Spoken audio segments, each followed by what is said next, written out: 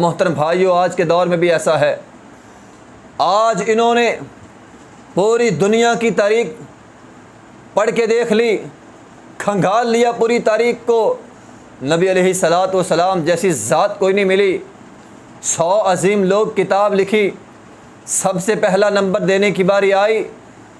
दुनिया के तारीखदानों को पढ़ लिया, अजीम लोगों को पढ़ लिया, अजीम बादशाहों को पढ़ लिया, अजीम हुक्मरानों को पढ़ लिया, अजीम जर्नलों को पढ़ लिया, लेकिन जब पहला नंबर देने की बारी आई, नबी अलैहिस्सलातु वस्सलाम जैसी ज़ात इन लोगों को मिली नहीं। आज ये शिकस्त खा चुके हैं, आज ये हार चुके हैं। नबी अलैहिस्सलातु वस्सलाम जैसी ज़ात को नहीं ला सके, इसलिए ये आज लोग नबी अलैहिस्सलातु वस्सलाम के खाके शाया करके अपनी शिकस्त की आग को ठंडा कर रहे हैं। इसलिए ये खाके शाया